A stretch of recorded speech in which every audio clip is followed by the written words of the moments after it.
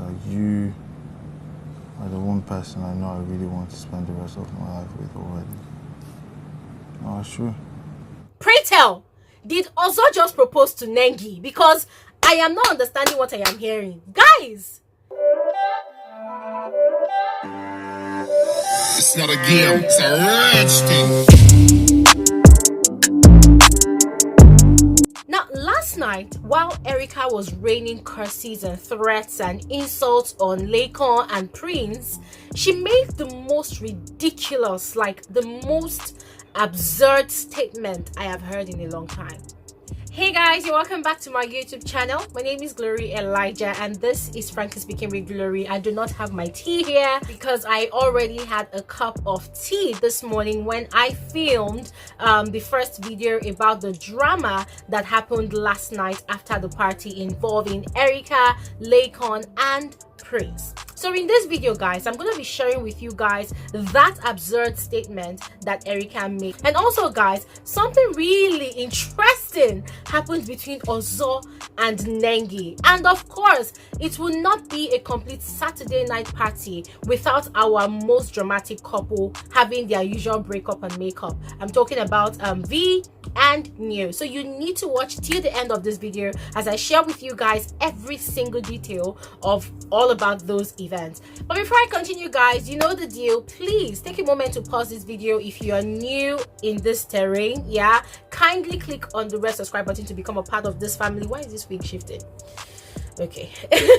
So kindly click on the red subscribe button to become a part of this family. And also, if you want to get alerts of my videos, I upload videos multiple times daily.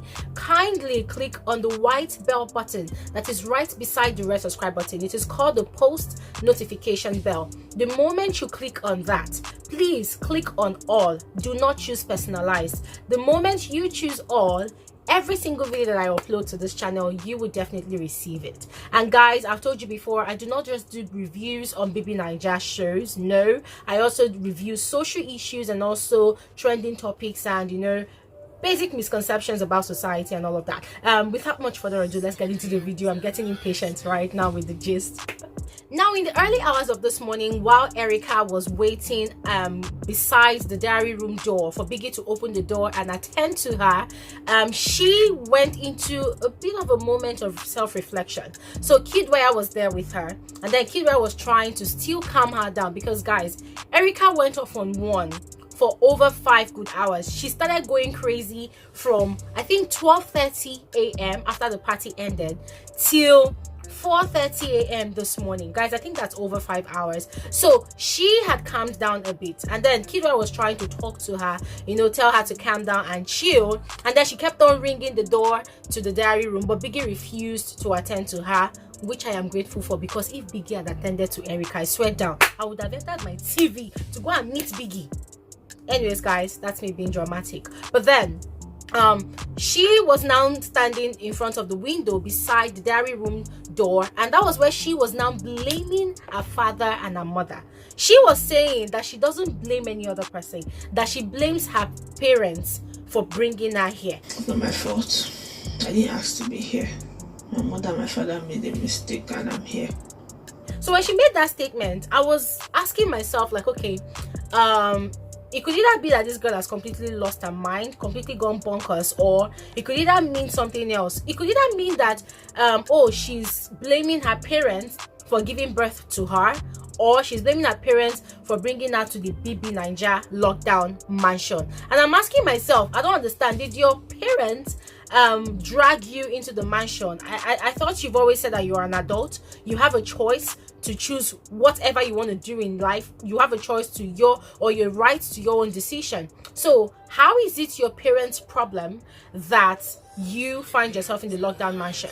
Or it could either mean also that she's referring to the splits between her parents, you know, that it's affected her psychologically, that has made her act crazy in the early hours of this morning. And for me, I find that absolutely ridiculous, because if you call yourself a mature adult and you are able to choose whatever you want to do and do whatever you want to do in the lockdown mansion, in the house, then you should be able to grow up and be woman enough and be bold enough to take responsibility for all of your actions. Erica cannot tell us, cannot tell me, cannot tell the viewers, cannot tell Biggie that all the trash that she spilled from her mouth for the past 5 hours after the party, she cannot say that she blames it all on her parents. I don't understand. I've seen people from broken homes.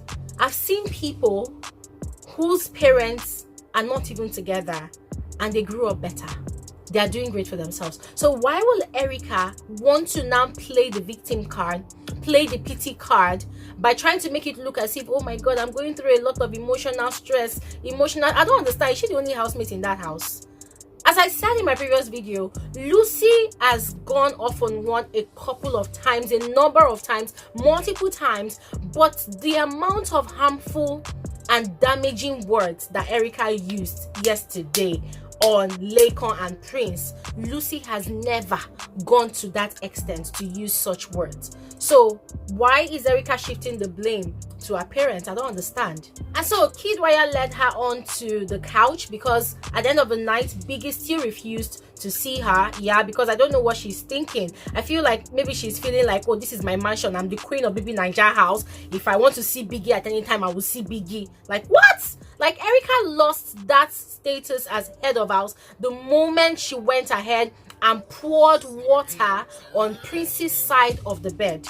Earlier, Biggie gave her audience, but later on, when she was doing all of that, and people were telling her that Big Brother is saying all these things, stop doing what you're doing, and she was being like blatantly, I don't understand, but she was just forging on ahead, going ahead with the flow of what she was doing. I feel like Biggie got disappointed in her and decided not to give her audience anymore. So Kidwaya led her onto the couch, and then both of them lay on the couch, and Kidwaya was petting her and telling her, oh, talk to me, and then she was now blaming all of her actions of the night onto the fact that, oh, growing up as a child, I did not live with my parents. I only started living with my mother officially at the age of 9. And I'm like, why do people always do this shit?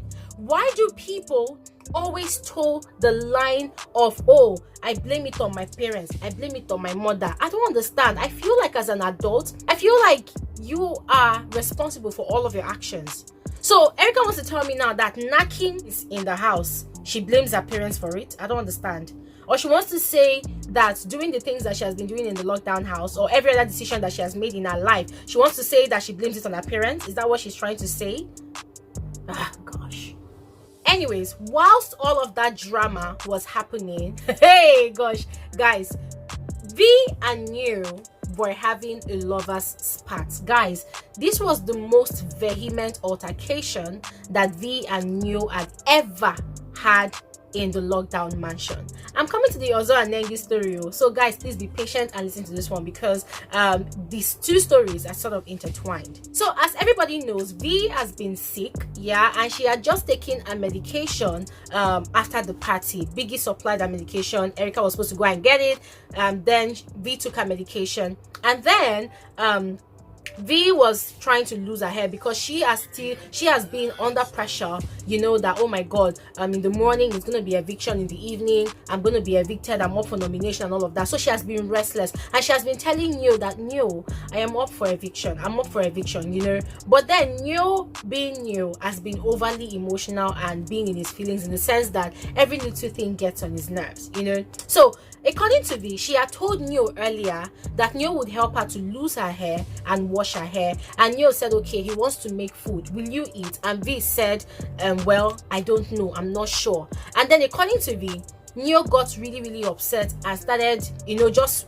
wanted to get up, and she was like, Neo, sit down, because whenever you want to react like this, people will know that we're having a quarrel, and then they will start coming to ask me, Vee, what happened? And I am a private person. I don't like people up in my business asking me, oh, are you having issues with Neo? I don't want that to happen. And guys, I could totally understand Vee's point of view, because this is part of the reason why Vee and Neo always have issues, aside from the food issue. Yeah, the fact that Neo is always very vocal and very expressive with his attitude, especially when he is upset with Vee. Everybody in the house would literally know that both of them are quarreling. So Vee was trying to avoid that, you know, and was telling Neo, sit down, but Neo refused to sit down, and that was where Vee got upset and said, Neo, this thing you're doing, remember I am going home tomorrow, possibly going home tomorrow, so I don't want us to have a problem, I don't want us to create a scene. And Neo was very, very upset. And Neo started ranting that, oh, I'm showing you so much love and care and attention, and you are not taking it. You are making me look like a fool. You know, Neo was just upset. Now, Neo's annoyance is the fact that he is making food for Ozo, Kidwaya, Nengi, and himself, and he also wants Vee to eat all of the food, you know, but he's upset that, oh, the hair that Vee had already asked him to assist in losing, Vee had already started losing the hair by herself, and Vee was also saying that she wasn't sure she was going to eat the food. So that was Neo's annoyance. So Vee was very, very upset. Now, in the course of Neo getting very upset, he said a lot of provocative words at Vee, and these are some of the things he said. Not do again. You hear me? No problem. Thank you. Pack your bed. Just fucking come back to your bed. I'm done. Okay. This kind of rubbish you down. I'm not doing again. No. I love this. It's called evidence. Now, everything that Neo said hurt Vee.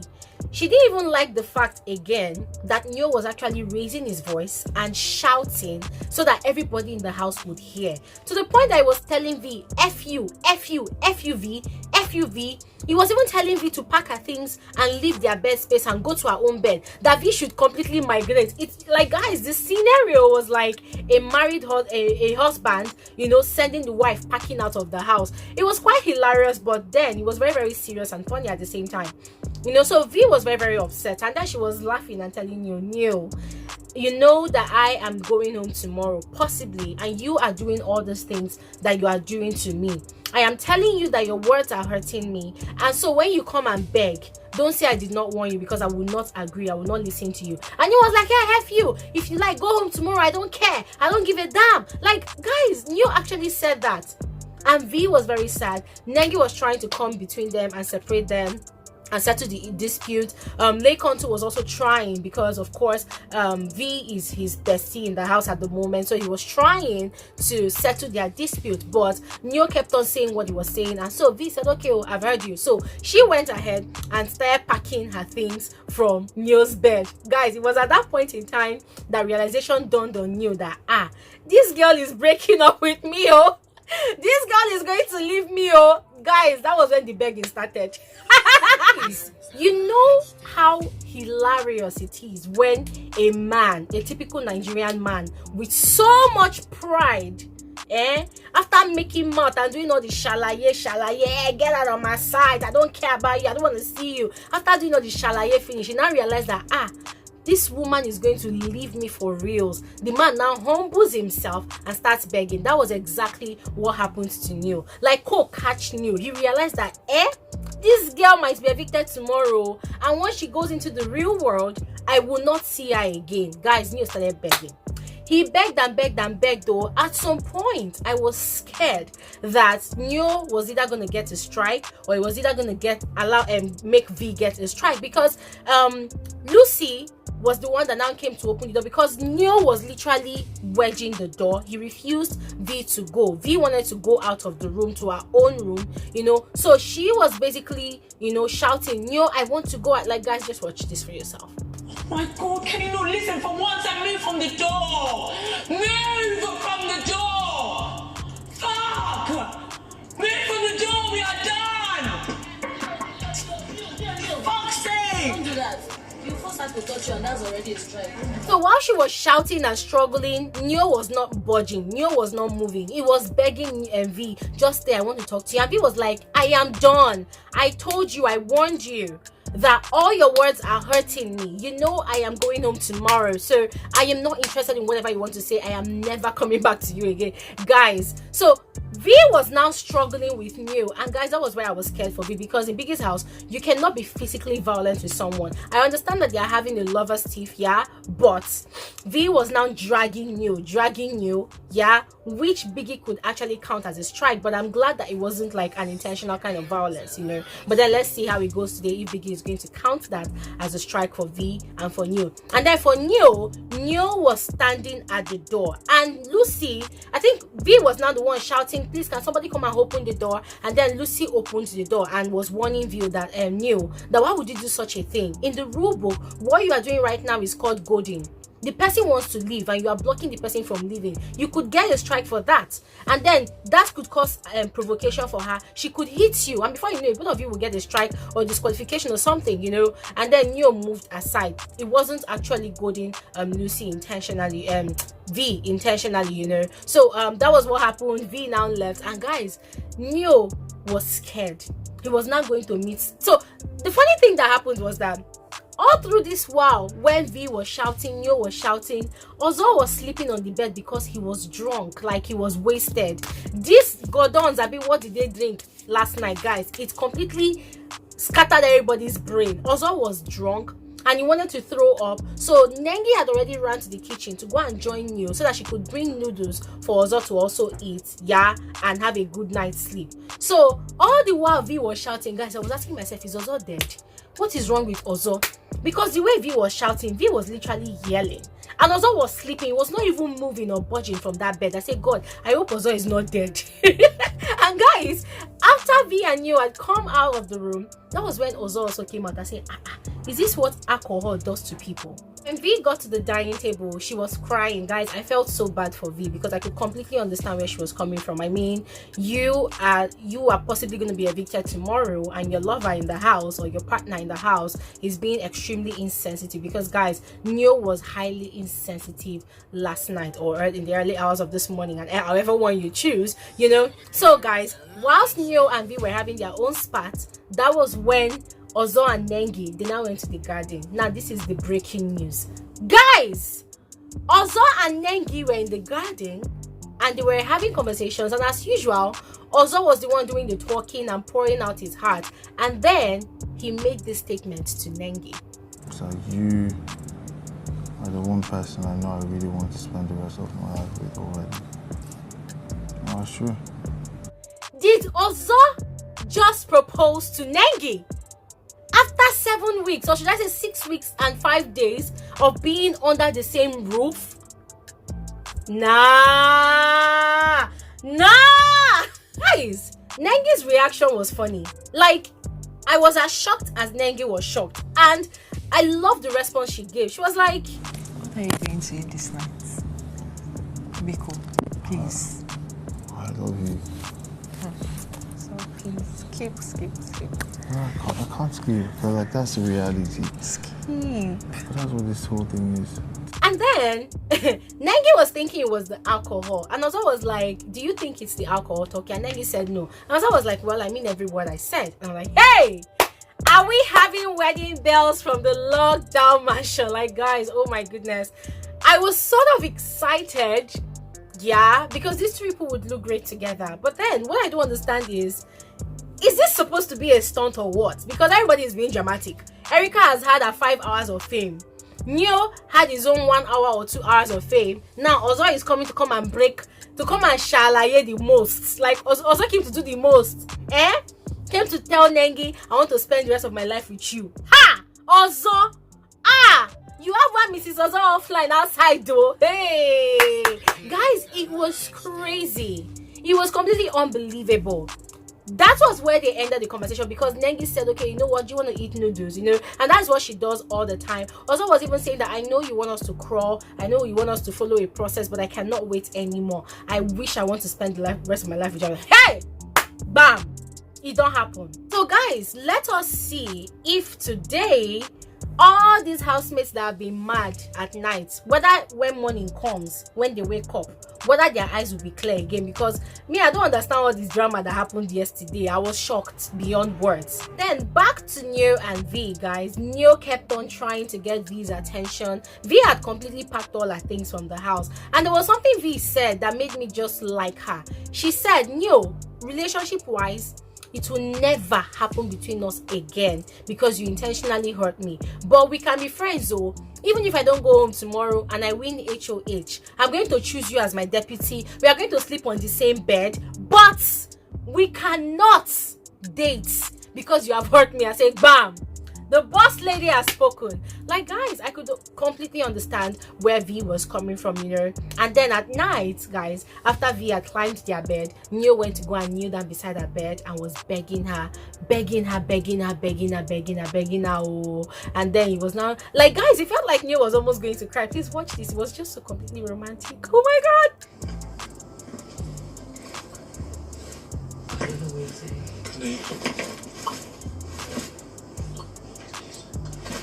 I will go as soon as I'm done. I will go. Please. For what? And then finally, both of them slept on the same bed, and Neo spent like almost 30 minutes whispering sweet things into Vee's ears, begging Vee, apologizing, begging. Guys, let me not lie to you. I don't want Vee and Neo to break up, please. I love their relationship so much, or their partnership, or whatever they have. I love it so much because it has a lot of mutual understanding. It has a lot of strength to it, and I love their union so much. But guys, that's what happened. As I said, let's wait and see when these housemates wake up later in the day, because they are still sleeping. When they wake up, let us see what is going to happen next. And also, guys, let's wait and see what Biggie is gonna do. Is Biggie gonna give Erica another warning, or is he gonna give her a final disqualification from the show? I am all for Erica being disqualified from the show. She has even said it herself that she's tired of the house. She wants to go home. I feel like the atmosphere in the house, the tension in the house, the energy in the house has unhinged a knot in her brain. So she needs to leave that space immediately, otherwise Erica is going to go crazy. Yes, and when she leaves that house, she needs to go and see a shrink. She needs to see a shrink ASAP. Otherwise, Erica is going to lose her mind. And guys, another question is this. After all this madness that Erica displayed in the early hours of this morning, do you think that Kidwaya will possibly have a relationship with Erica? Do you think that Kidwaya's family would welcome Erica into their own family with this other side that she has shown? What do you guys think? Forget about my blunder, focus on the question. What do you guys think?